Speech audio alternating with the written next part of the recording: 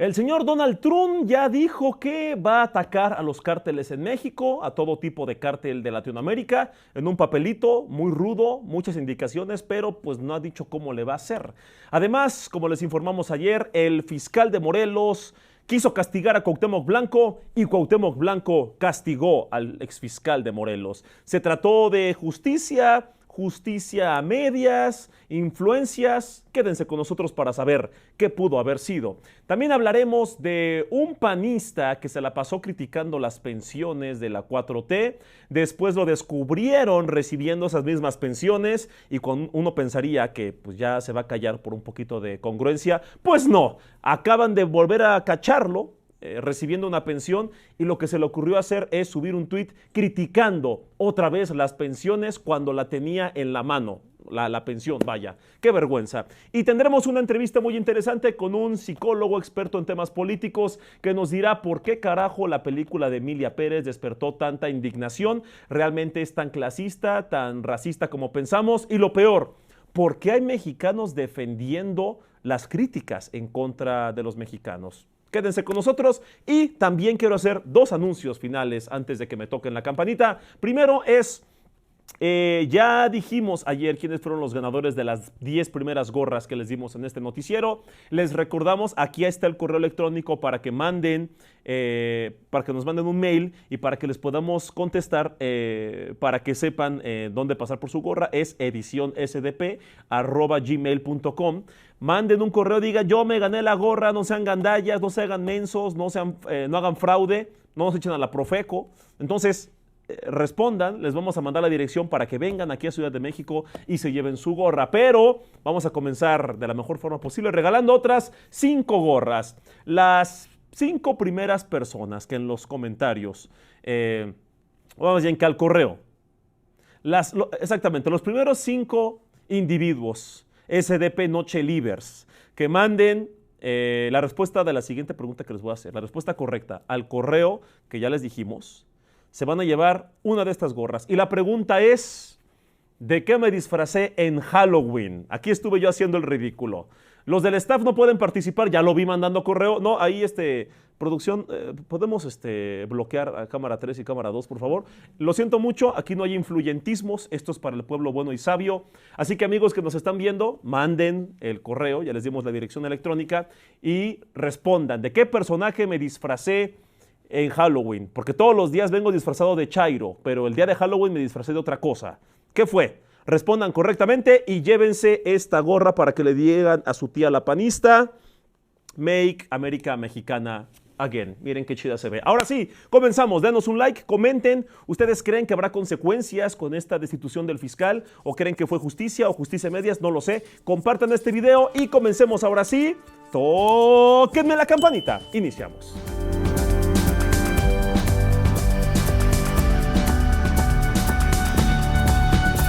El Cuau vence a Uriel Carmona en tiempos extra. El fiscal de Morelos, Uriel Carmona, se metió con el Cuau a las patadas y le fue peor que meterse con Sansón a las patadas. Con 16 votos a favor y 4 en contra, el Congreso de Morelos destituyó para siempre este jueves por la tarde, o sea, ayer, ya que había terminado este noticiero, perdonen ustedes, no estábamos al tanto de eso.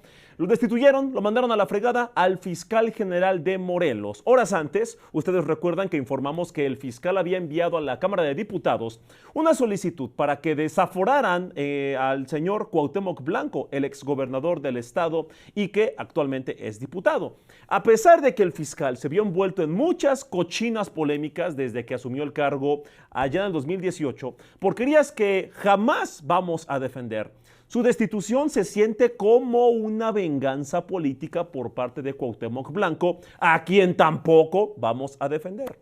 Pero el mismo día en que el fiscal pide el desafuero de Cuauhtémoc Blanco, la actual gobernadora Margarita González envía al Congreso una solicitud de remoción en contra del fiscal. Y Morena, con su mayoría super mega archi califragilística espiralidosa, su mayoría aplastante, en un chasquido completó la jugada al instante. Y el señor Carmona dijo, no me quiero ir, y se tuvo que ir. O sea que estuvo bien, pero también estuvo mal.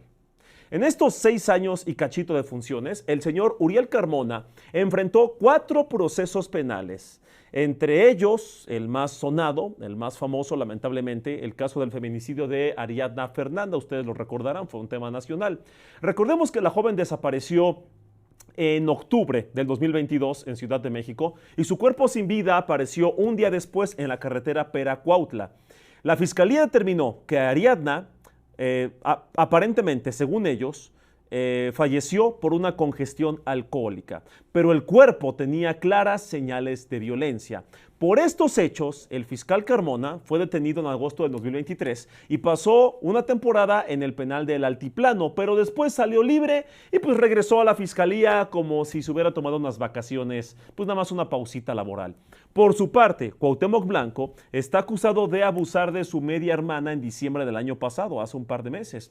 Y es por esta causa penal que el exfiscal Carmona estaba buscando que desaforaran a Cuauhtémoc Blanco. Y ahora que ya corrieron al fiscal, ya se hizo justicia, pues la justicia no sabe tanto a justicia cuando está partida a la mitad, ¿no?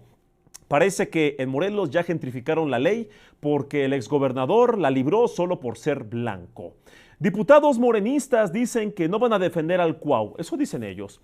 Los diputados ya recibieron la orden de proceder en contra de Cuauhtémoc Blanco. La descabezada Fiscalía de Morelos envió copias de la investigación en contra del exgobernador por el delito de tentativa de abuso. Curiosamente, quien fue el encargado de recibir el trámite fue el morenista Hugo Eric Flores, presidente de la Comisión Jurisdiccional y expresidente del PES, el cual, o sea, partido que llevó al Cuau al poder en la elección del 2018. Pese a esta cercanía, este vínculo, esta amistad que tienen los dos, pues Hugo Eric Flores señaló y aclaró que él y el resto de la bancada morenista va a respetar el proceso, diciendo y especificando que la Cámara de Diputados no es fiscalía y tampoco es Ministerio Público. Por su parte, el señor Ricardo Monreal pidió no juzgar a Cuauhtémoc Blanco, pero adelantó que el partido no va a proteger a nadie, eso dicen ellos.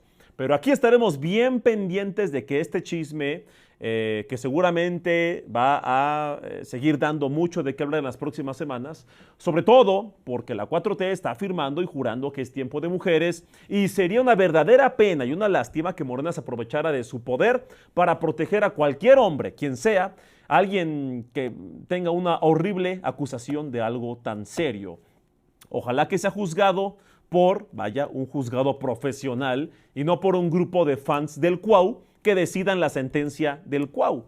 Que por cierto, vamos a tener que ser muy reflexivos en este asunto. Ayer, en cuanto nos enteramos de que se había destituido al fiscal, tuvimos un sabor de boca muy extraño, no solo porque andábamos combinando varias bebidas, aquí los del staff, sino porque dijimos, qué raro se siente saber que durante 2 años, los últimos 2 años, a este fiscal se le estuvo exigiendo que aclarara su situación sobre encubrir, ustedes recuerdan el caso de Ariadna, a él se le acusó que encubrió este feminicidio y nunca se le destituyó, o sea, ahí sigue, regresó como si nada. Es justo en cuanto amenaza a un exgobernador morenista cuando así lo destituyen. ¿Por qué? O sea, ¿por qué aparentemente es más grave o más prioritario correr a un fiscal cuando quiere perseguir o amenaza a un morenista que cuando encubre un feminicidio? Ese es algo, una crítica, una duda que hacemos las personas con un poquito de sinceridad, rigor, honestidad. Oye, una cosa es que yo jamás voy a defender a ese fiscal, pero es de mal gusto que hasta que amenaza a un morenista lo destituyen y no antes. ¿Por qué? Al mismo tiempo nos estábamos peleando con la oposición, quien muy hipócritamente salen a decir, ay, durante años se le acusó de encubrir un feminicidio, pero hasta que amenaza a un morenista es que lo destituyen. Ay, Morena, no son iguales, son peores, sus berridos de siempre. Se les olvida a estos derechairos que ellos mismos pasaron 2 años diciendo que este fiscal era víctima de persecución política de Claudia Sheinbaum. Son hipócritas hasta el tuétano. Así que esperamos que la gente no defienda automáticamente a uno o a otro, Se puede exigir, es completamente válido y congruente exigir la destitución de un fiscal que presuntamente encubrió un feminicidio y al mismo tiempo exigir que las acusaciones de ese fiscal en contra de Cuauhtémoc Blanco también se escuchen y que se le castigue a Cuauhtémoc si es que se comprueba que esto es cierto. Sí se pueden las dos. ¿De verdad la derechairiza no puede con dos ideas al mismo tiempo? Es una pregunta retórica porque sabemos que no pueden. Estados Unidos va con todo en contra de los cárteles.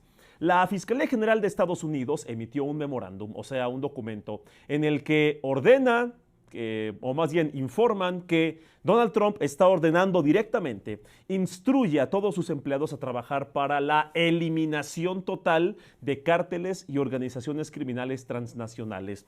En este texto publicado, hecho muy bonito en Word, en hoja membretada, se pide al personal hacer más acciones, más esfuerzos para disminuir los efectos negativos que causan estas organizaciones en Estados Unidos. Sugieren a los fiscales solicitar penas más duras en contra de los miembros de estas organizaciones y cuando se pueda solicitar la pena capital, o sea, la desvivisión.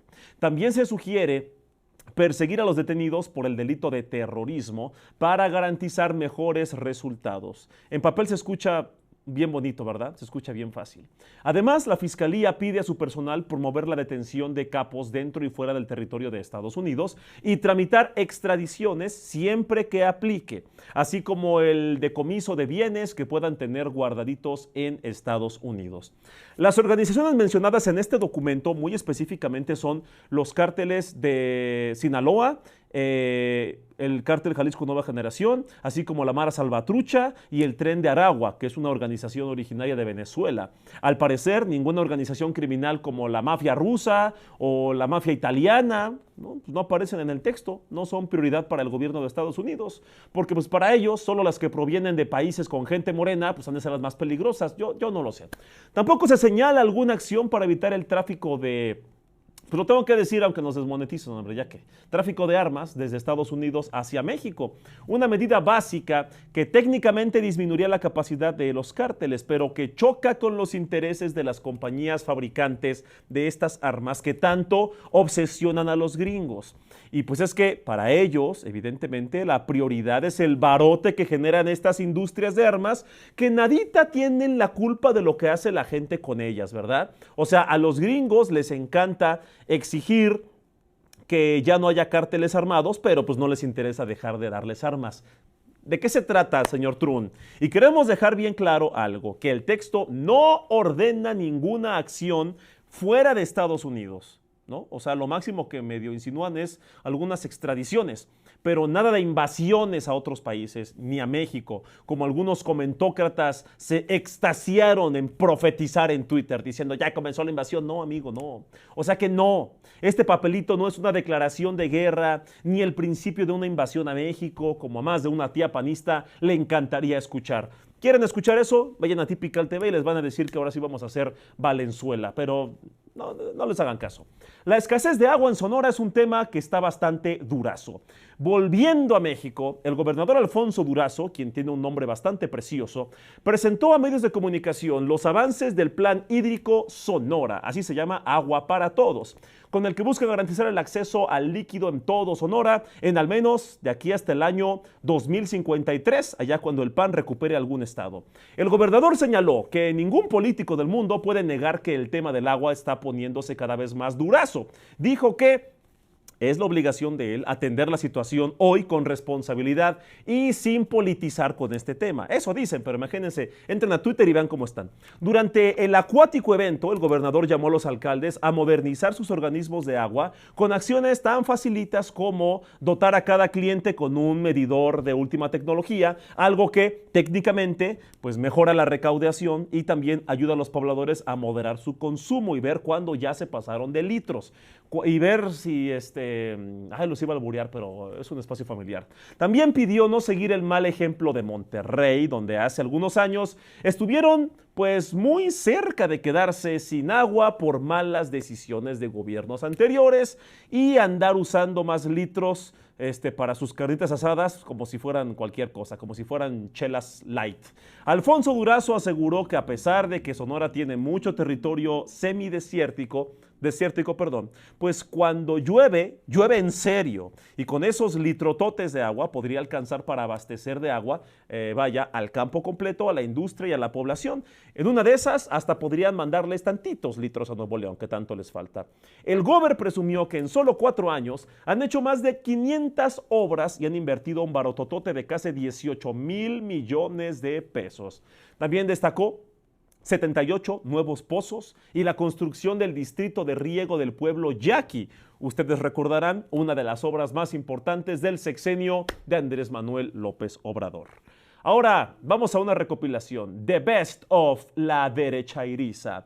Para irnos a la entrevista que les tenemos preparados con ustedes, que les tenemos preparados para ustedes con un gran experto, un psicólogo que nos hablará sobre racismo y clasismo en México, pues queremos, antes de eso, terminar la semana con la mejor comedia. ¿Y qué mejor comedia que la oposición? Por eso armamos una recopilación de los mejores momentos de la derechairiza esta semana.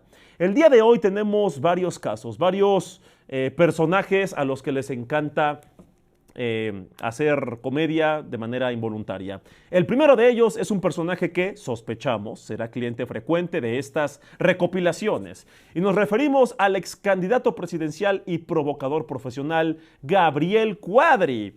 Cuadri pues subió una foto a su cuenta de X, antes Twitter, presumiendo que acababa de cobrar su pensión del bienestar, ya saben cuál, la que es para las personas adultas mayores. Uno de los programas sociales que más odia y ha criticado y escupido el PAN, partido al que él pertenece. Por supuesto que el exdiputado tiene todo el derecho a recibir la pensión, aquí lo defenderemos siempre. Adelante, señor, vaya. Cobre de mis impuestos, porque es lo que dicen ellos, ¿no? Que con sus impuestos pagan las pensiones. Adelante, aquí están mis impuestos, señor Cuadri, gócelos, cómprese lo que usted quiera. Pero el señor Cuadri, al cobrar su pensión y al publicarlo, pues no dejó su lado de pedantería ni su característica hipocresía a la panista. En su mensaje señala que al cobrar la pensión está recuperando algo de lo que paga de impuestos. Y técnicamente es cierto, pero después lanza una de sus famosas tarugadas, falacias sin sentido, que las pensiones sirven para comprar votos, que son parte de un adoctrinamiento, que así empezó Venezuela, que ya somos como Cuba y que bla, bla, bla, bla, bla, los mismos berridos de siempre. En otro tuit asegura que existe un fascismo antitaurino. ¿Sabrá qué carajo significa eso? Y asegura que los toros de Lidia solo existen para la fiesta brava, que no tiene nada de fiesta, pero sí de muy bravucona. También dice que los toros que mueren con dignidad y no de manera cobarde en un matadero. Además hay un video en el que lo ponen a intentar argumentar, se hace menso, no puede responder y finge que agarra un Uber. Segundo caso de la derechairiza para este fin de semana de comedia. En los últimos días se viralizó un video en el que se ve a Claudia Sheinbaum con un alumno de secundaria, el cual tiene dificultades para leer un texto y que además se ve que es bastante desmadrosito. Vamos a ver este jocoso momento. Exclamó mi padre. Mi madre. Mi madre, sí. Muy bien, muy bien, muy bien. Cámara, ya me enojé. Un hijo sonámbulo. ¡Un hijo sonámbulo! Chingao. Muy bien. Hazlo bien, por favor. Ayer, ustedes no sabían, ayer la oposición de Twitter, específicamente en ese ecosistema, estaban súper indignados. ¡Ay, miren cómo está la educación! ¡Ay, el sistema educativo de la nueva escuela mexicana! ¡Ay, Morena! No son iguales, son peores. ¡Ay, Valenzuela, Cuba! ¡Ay! Ajá, pues bueno. Los comunicadores, defensores del derecho a la desinformación, al instante pues compartieron este video asegurando que era reciente, que era de esta semana y que las dificultades de lectura de este chavo, pues que eran culpas de, lo que les digo, la nueva escuela mexicana, la nueva educación comunista y los libros socialistas de la 4T y todo eso que les encanta escupir. Pero una rápida búsqueda en Google, cosa que para ellos es demasiado, los dejó a los voluntariamente desinformados en ridículo una vez más. Pues resulta que en el evento no era, o más bien, este evento no era de la actual administración, o sea, no era del segundo piso de la 4T. En realidad, este video corresponde al 14 de octubre del 2019, cuando Sheinbaum era jefa de gobierno, dado que en el 2019, la 4T no tenía ni un año en el gobierno y dado que el alumno ya tiene al menos 12 años de edad, lamentamos decirle a estos comunicadores que estaban de dramáticos ayer que si quieren culpar a un presidente por el nivel de lectura de este niño, algo que de por sí ya es una crítica bastante tonta, tendrían que culpar a Enrique Peña Nieto. Y hasta ahí se les acaba su dramita. Y olvidan ese tema. No importa que ayer hayan tenido 5 millones de reproducciones, se va a quedar en su cabeza como aquel video del niño que no sabía leer por culpa de los libros comunistas de Morena. Nunca lo van a olvidar, lo van a repetir y por mucho que les aclares, van a hacer que no lo entendieron. Ya sabemos que estas aclaraciones son en vano, porque aunque algunos niños tengan dificultades con la lectura, los derechairos tienen odio por la lectura, tienen como una fobia, como que no les sale. Amiguitos, ahora sí es momento de invitar a este gran experto, psicólogo, analista político, que nos hablará de dónde viene carajos el racismo y el clasismo en México y por qué esta película de Emilia Pérez despertó comentarios horribles en personas que piensan que los franceses nos están haciendo un favor al insultarlos y a voltear a vernos, así a pelucearnos. ¡Qué vergüenza! Vamos con la entrevista.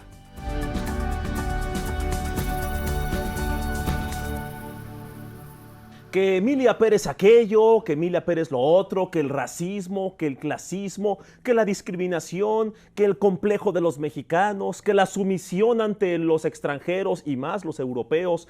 ¿Será verdad todo esto que hemos dicho en los últimos días? ¿Qué tan cierto es todo eso? ¿Son mitos? ¿Son complejos? ¿Es neocolonialismo? ¿Será simplemente alguna conspiranoia? ¿Alguna chaqueta mental de las masas de los mexicanos? Yo no lo sé. Pero quien sí lo sabe es nuestro invitadazo de hoy, el mismísimo Becker Butrón, quien es un psicólogo y además es un analista político y le haces de todo. Mi estimado Becker, ¿cómo estás? Poncho, pues muy feliz de acompañarte aquí con el público de SDP Noche. Muy contento. Y fíjate que sí, oye, está bueno el tema de Emilia Pérez. Yo creo que ha salido a relucir precisamente muchos de los complejos, ideas que tenemos los mexicanos. Y bueno, precisamente como bien lo has dicho, son películas que nos ponen a pensar muchas cosas, ¿no? Y hacer enojar también, ¿eh? Y hacer enojar también. Fíjate que Emilia Pérez es tan mala película que hizo que Cinépolis, después de casi 30 años, tuviera que cambiar su garantía de satisfacción. Para que la gente, sí, porque la garantía era, si no te gusta la película a media función o al principio de la función te puedes salir y se te regresa el varo. Pero era tanta la gente que se salía de las salas que dijo, no, ¿sabes qué? Mejor no. Y hasta Profeco le dijo, no, ahora cumples. O sea, así de mala fue. Pero ¿cuál es tu teoría? Digo, yo sé, no te quiero poner aquí de director de cine y de analista y cinéfilo y todo eso, pero más allá del tema técnico y de cine, ¿por qué crees que nos hizo enojar tanto una película pues que se supone que habla de México? Oye, muchas gracias, qué bonito homenaje. ¿O no fue así? Pues fíjate que es una película que caricaturiza un poco este tema pues tan delicado acerca de la trata de blancas. Es una película llena de estereotipos y es una película que además, más allá de la crítica que podamos hacer, como bien lo dices, propiamente al guión, a la falta de interés que tuvo el director de representar México como eso, de tomarse la molestia siquiera de abrir hacer Google y buscar cómo es México, ¿no? Claro. Claro, o hacer por lo menos una selección de cineastas, de actores, perdón, pues mexicanos, ¿no? Sí, un reparto mexicano, pues. Un reparto mexicano. Pero además de eso, pues yo creo que genera mucha molestia, sobre todo en las personas conservadoras y de derecha. Precisamente como platicábamos acerca de estos ideas o sesgos que tenemos los mexicanos, es nuestra dificultad a veces para relacionarnos de manera horizontal con otras culturas, ¿no? Y entonces hay muchas personas que piensan que como es una película premiada, como es una película ganadora de los premios Lumière a la mejor película del año, pues debemos agradecer que vengan a hacer esta caricatura acerca de nuestra cultura, de nuestros problemas y de un tema estructural que se ha generado precisamente a raíz pues, de esta visión hegemónica o intervencionista, que ha contribuido mucho a la realidad que tenemos hoy en México. Porque, a ver, uno podría pensar, ay, entiendan que es una sátira, es para que el mundo conozca lo que está pasando, es un tipo de denuncia, ¿no? De lo que está pasando en México, el tema del crimen. Agradecidos deberíamos estar que voltean los europeos para acá. Ay, qué chillones son los mexicanos. Yo no voy a dar nombres, pero ciertos conductores de televisión estuvieron diciendo, hace poco veíamos un video, en el que decían, ¿por qué tanto odio? Ay, ¿por qué la gente es así? O sea, todavía que un director con tanta reputación europeo habla de México y le ponen tanta producción, tanta musiquita y tantos colores, todavía nos quejamos.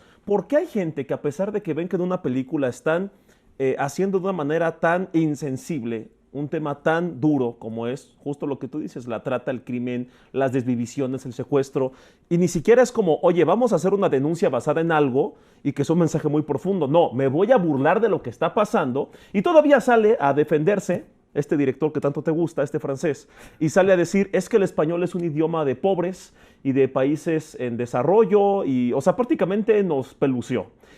¿Por qué aún así hay mexicanos, y digo, esto pasa en toda América Latina, pero por qué hay mexicanos que dicen, no se atrevan a criticar a Emilia Pérez, yo estoy del lado de los franceses, de los europeos, agradecidos deberíamos estar? ¿Por qué esta necesidad psicológica de defender al que te está insultando? ¿Qué ganan con eso? ¿De dónde viene? Ay, caray, pues mira, como bien lo dices, yo creo que lo preocupante no es que nuestro íntimo amigo, este director francés, haya hecho lo que hizo, sino que aquí en nuestro país haya personas dispuestas a defenderlo.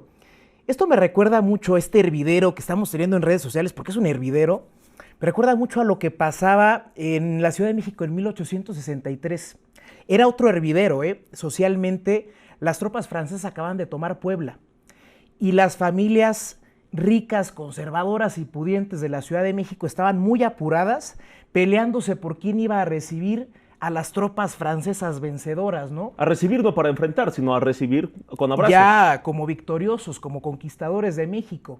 Y tenías ahí a las mamás, ¿verdad? Buscando apuradas a un maestro de francés para que instruyera a los jovencitos y a las jovencitas en la lengua de los conquistadores que vinieron a recuperarnos las buenas costumbres de la iglesia y de la civilización europea, con la esperanza, ¿verdad?, de que a lo mejor hasta alguna de sus hijas o sus hijos podían emparentar.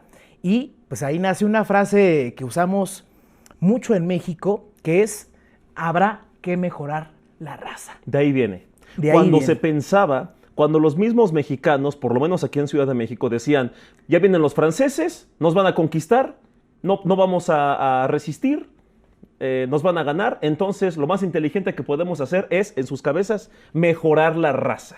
Aprender francés en Duolingo y decir rápido, porque ahorita que venga un francés guapo o una francesa guapa, quiero que se case con mi hijo, con mi hija, con mi hija, para mejorar la raza, en lugar de decir, tenemos que defender nuestra soberanía. No.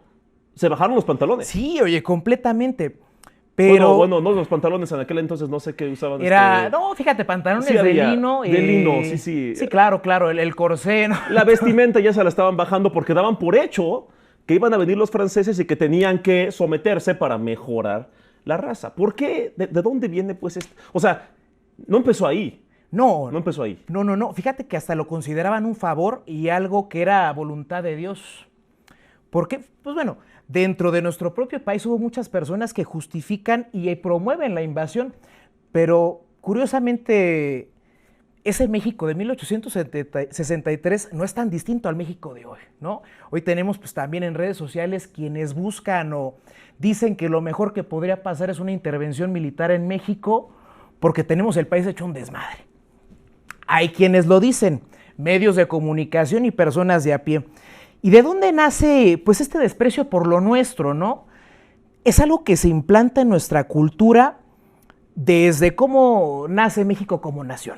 Así como cuando analizamos los problemas psicológicos que tenemos y decimos, no, pues es que mi mamá fue así y así, por eso yo soy ¿no? así. Claro, cuando yo era niño, claro. Vamos a hacer una catarsis. Cuando México era un país chiquito que apenas estaba creciendo, pues estaba poblado por los pueblos originarios.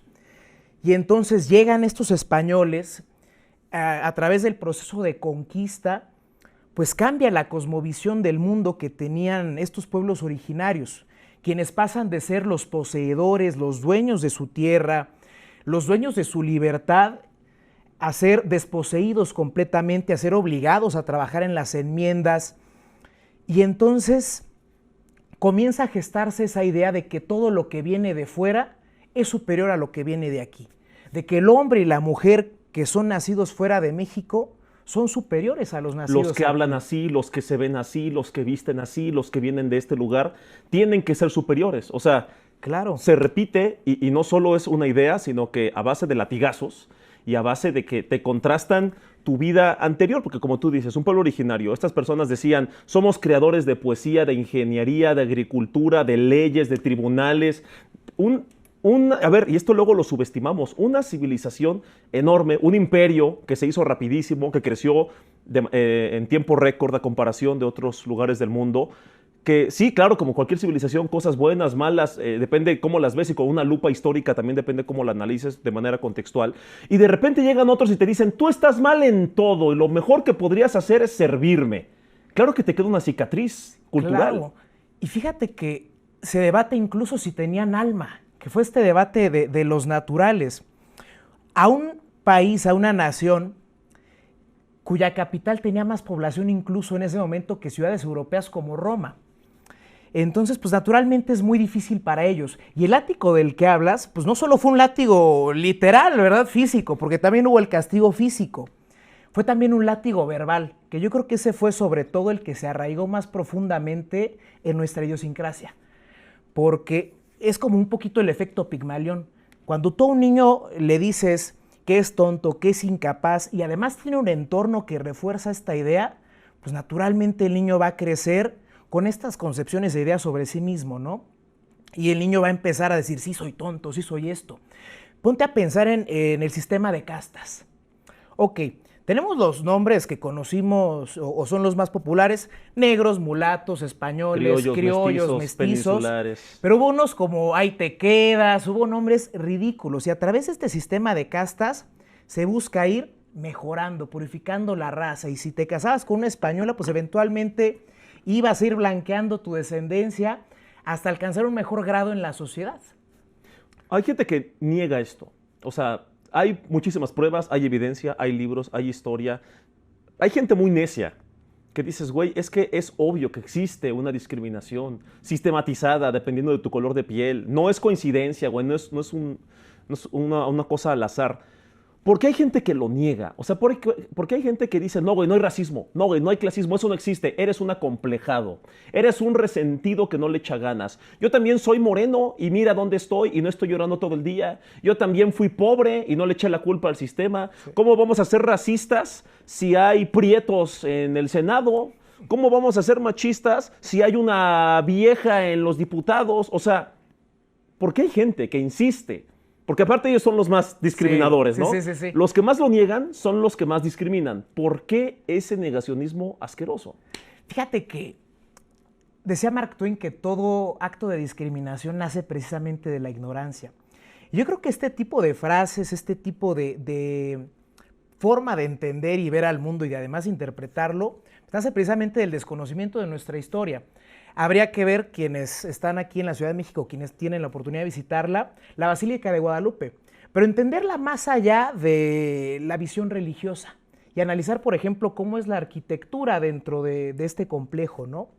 Vemos que además de las dos basílicas que son un poco más modernas, están las que eran de época de la colonia.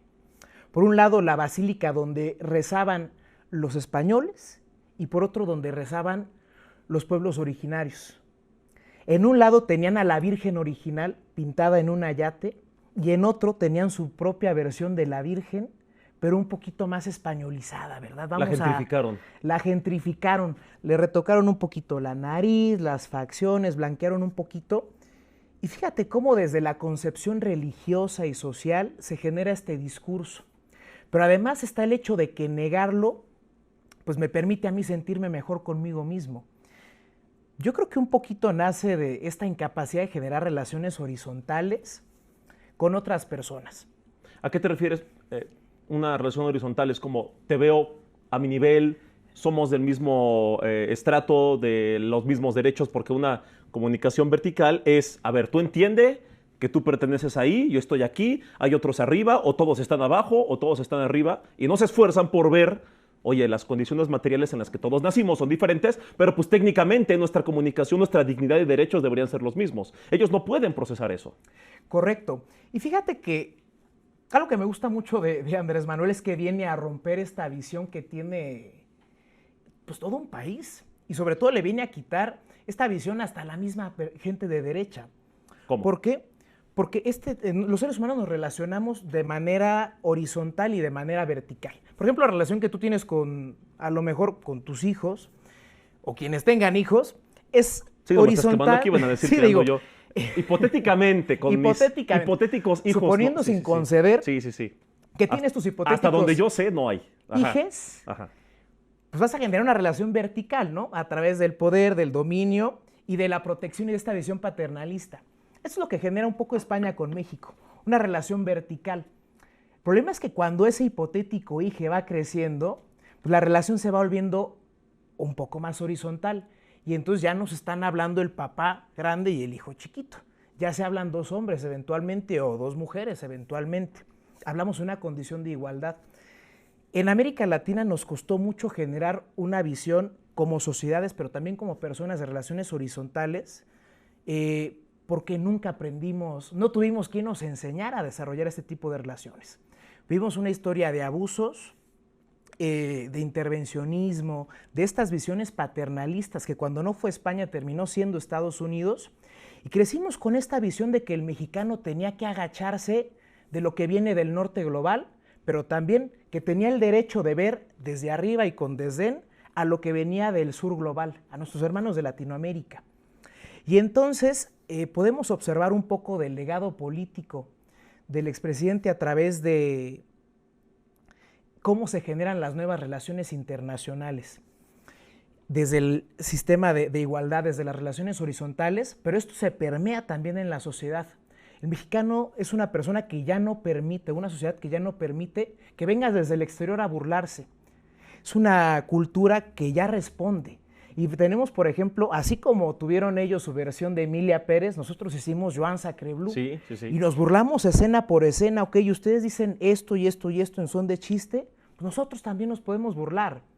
Y fue como una especie de respuesta, no en contra, y esto lo dijeron las mismas personas que lo hicieron, es como no nos estamos burlando de la gente de Francia, de los franceses, estamos burlándonos, estamos respondiendo a un ataque de estereotipos mexicanos con estereotipos franceses, como tipo, ustedes intentando ilustrar sí, replicar una cultura que no conocen, que la hicieron de manera absurda, burda, ridícula, se están viendo como nosotros haciendo esta burla de los franceses. Pero no es como decir, los odiamos, ¿sabes? Es como tú me humillas, yo respondo con la misma moneda. Humillo la manera en la que se ve un estereotipo francés, así como tú ves el estereotipo mexicano. Y creo que en otros tiempos quizá la gente hubiera dicho, güey, en lugar de que agradecieras que hablan de ti, pues ahora la gente está aplaudiendo, bueno que respondes. Y decíamos hace poco, en otro momento, quizá en los 90s, que Estados Unidos era Estados Unidos, que teníamos las películas 80s, 90s, que teníamos Rocky, que teníamos Rambo, el Día de la Independencia, que teníamos a los gringos salvando el mundo, que teníamos a los gringos ganando la Segunda Guerra Mundial en las películas, pero en la vida real no. Sí. No les gusta que les recordemos que fue la Unión Soviética quienes derrotaron a los nazis. Lo decimos así para que no nos desmoneticen. Vietnam lo ganaron en las películas, ¿no? Todo esto que les encanta repetir en la propaganda. En aquel entonces, con esta idea de Estados Unidos, el chicoteador del mundo, que un México le dijera, no me pegues, hubiera sido una insolencia. Hoy ya se está hablando de, oye, es que es el momento en el que México puede levantar la cara y decir, no, güey, o sea, ya estoy harto de que me sapees. Y el tema es que ese sapeador del mundo sapeó a todos los países y por lo menos de México para abajo están diciendo, güey, hay que unirnos todos los sapeados y vas a ver cómo no se atreve a volver a sapearnos. Y es una especie de dignidad que siempre debimos tener, pero hasta ahorita, y gracias a AMLO en gran parte, la gente dice, güey, es que en México sí tenemos todo y ¿por qué vamos a estar sometiéndonos Y eso, a pesar de que ha causado cosas muy buenas que nos tienen empoderados y felices y esperanzados, también ha causado el otro tipo de reacción dentro de los mexicanos, que son de los que hablamos ahorita. No te puedes poner en contra de Estados Unidos, que económicamente, claro que es una imprudencia, pero este discursito de yo voy a defender a Trump, Trump, sálvanos. Gente que, aquí tenemos la de Make America Mexicana Again, pero hay mexicanos que usan la de MAGA, la de Make America Great Again. Sí. O sea, que haya gente que se ponga del lado del opresor, ¿por qué? O sea, ¿por qué ese? Y pasa en todo el mundo y en todos los países. Porque hay gente que dice, me voy a engañar, voy a repetirme que si yo sapeo a mi vecino, que está igual de jodido que yo, me acerco al sapeador que todos los días nos sapea a los dos. Porque hay gente que prefiere desquitarse con el de al lado que organizarse en contra del de arriba. Qué buena pregunta. Fíjate que yo creo que incomoda mucho a esta parte del ego el discurso de la igualdad. Tenemos mucho esta visión de que el 1 es el 1 y el 2 es el 2. Nos cuesta mucho entendernos desde lo personal y mucho más desde lo complejo que es generar una idiosincrasia nacional como iguales. Y es que a través precisamente de estos discursos conservadores que desvenden o desprestigian el concepto de igualdad, y hay quien dice, no, es que no todos somos iguales. Y es natural que no haya igualdad, por ejemplo, de ingresos, de acceso a salud, de acceso a muchos derechos, porque no todos somos iguales. Incomoda mucho este discurso de la igualdad. ¿Por qué? Porque desde adoptar este discurso conservador de que dentro de los seres humanos, que somos iguales, existen jerarquías, y jerarquías de valor que responden a cosas tan superficiales y además tan, pues, banales, poco vinculantes y banales como lo es la nacionalidad, la raza, el color de piel, los lugares a los que voy o la capacidad económica. El hecho de asumir este discurso de que efectivamente sí, mi color de piel, mi condición económica, mi nivel de estudios o hasta mi nacionalidad me pone en una posición de superioridad hacia quienes considero que están abajo, me permite acceder a ciertos privilegios sociales y culturales. Pero esto tiene una consecuencia, ¿no? Que también debo aceptar que bajo este mismo discurso, quien tenga mejores condiciones de nivel de estudios, de pertenecer a un país que a lo mejor tiene un índice de desarrollo humano más alto, o alguien más blanco o más güero que yo, pues también me toca a mí aceptar hacia arriba esta subordinación. Y por eso cuesta tanto entender el discurso de la igualdad y por eso se desprestigia tanto. Porque les cuesta, les impide a estas personas, digamos que ver como iguales a quienes consideran que están abajo, pero ellos mismos no se dan cuenta, es un poco como el machismo, ¿no? No te das cuenta de que estás inmerso en un sistema que también a ti te afecta.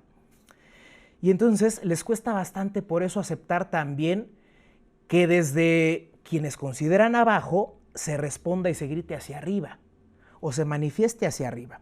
Y este es un discurso que se genera, como bien lo mencionas, desde el cine. Hay un libro muy interesante que se llama La CIA y la Guerra Fría Cultural, que explica, por ejemplo, cómo a Louis Rochemont se le paga para financiar la película y generar la película de la rebelión en la granja. ¿Por qué? Porque en ese momento Europa se le estaba un poquito saliendo del calzón a los Estados Unidos y tenían el miedo de que la Unión Soviética pudiera empezar a infiltrarlos con esta fiebre roja, ¿no? Ajá. Entonces necesitan generar a través del cine este discurso y esta ideología. Sale bien con la rebelión en la granja y luego siguen, como bien lo mencionas, con películas como la de Rocky, que sale En contra en el de 85, Drago. Rocky contra Iván Drago, Drago, ¿no? que era Nuestros del valores. ruso, sí, sí, sí. Sí, oye, nuestros valores contra sus valores y además la guerra de Afganistán que se ve también un poco caricaturizada, digámoslo, en Rambo de 1988. Rambo. Pero esto es un discurso que se genera desde la base social, que se genera desde los posicionamientos políticos y que se apoya desde el cine. Por eso es tan curioso este caso de Emilia Pérez, cómo desde el cine construyes un discurso, ¿no? ¿Tú crees, sospechas, para no sonar conspiranoicos, porque nos comentabas, antes de entrar al aire, que la película de Emilia Pérez, que el dinero que se destinó a la producción fue 1/4 del total, porque el resto del dinero, o sea, del presupuesto, fue para publicidad?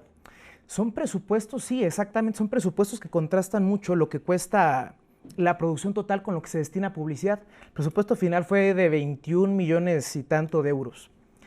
Mucho de lo cual, o una gran parte, se va destinada a publicidad. Y resulta entonces entendible el por qué una película que tiene este sello de calidad de Cinépolis, que supuestamente solo lo tienen las películas que son muy analizadas por críticos y especialistas, tenga esta catalogación, a pesar de que ya desde la crítica seria haya muchas observaciones puntuales sobre el guión, la actuación, etc.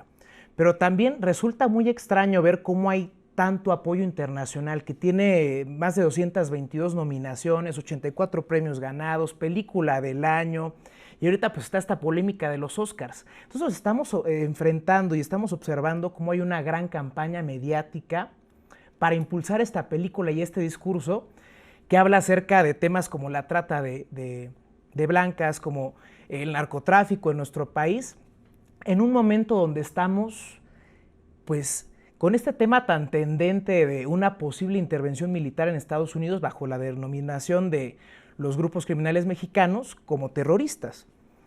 Vemos cómo el norte global utiliza el cine como un aparato publicitario. Y lo que te mencionaba, la construcción del discurso desde el cine.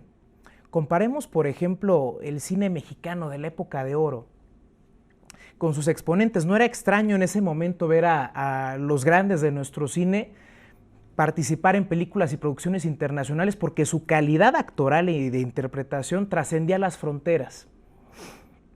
Y eran personas que además estaban muy lejos de estos estándares de belleza que tenemos hoy en día. Jorge Negrete, Pedro Infante, Dolores del Río.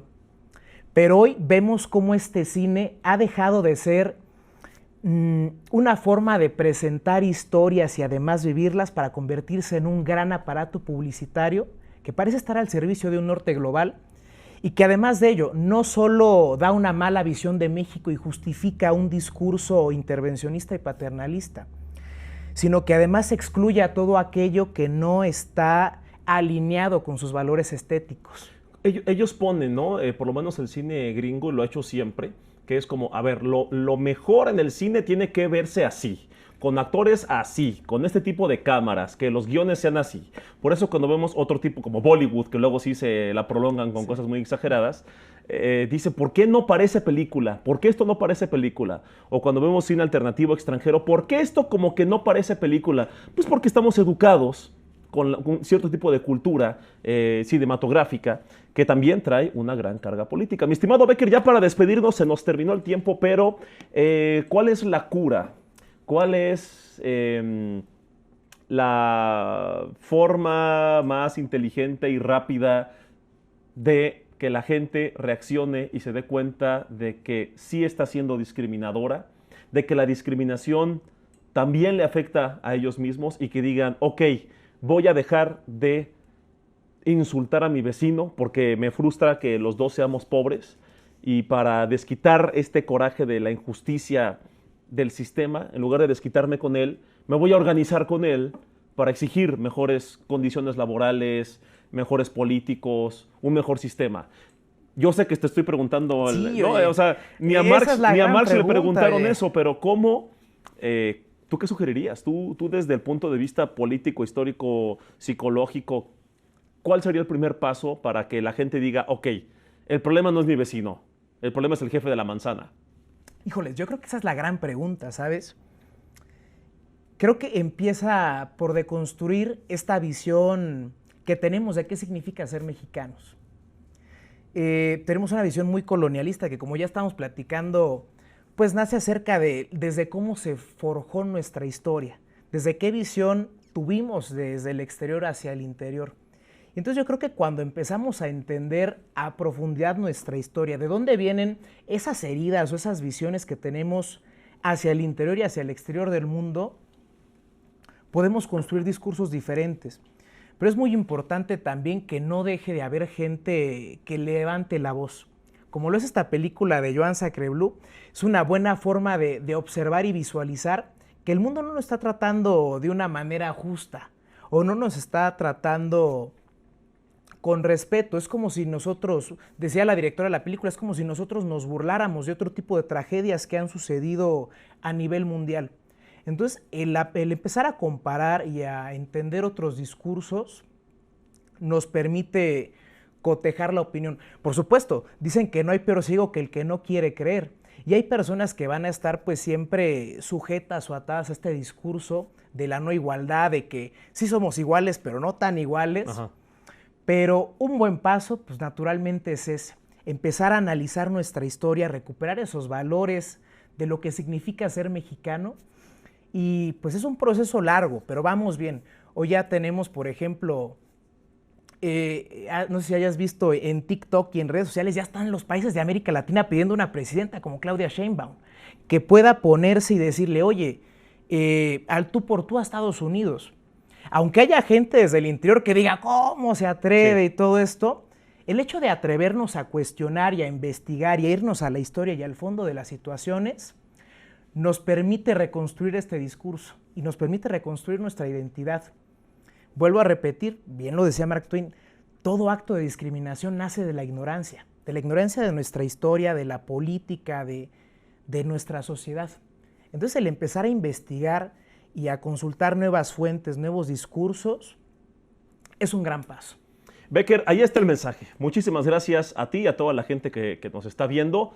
Que no sean ignorantes. Todos tenemos algo de ignorantes y está bien porque tenemos que aprender poco a poco. Bueno, no hacerlo deliberadamente. Pero hay gente que es voluntariamente ignorante. Ese es el problema. Dicen, no sé, todos son tontos menos yo.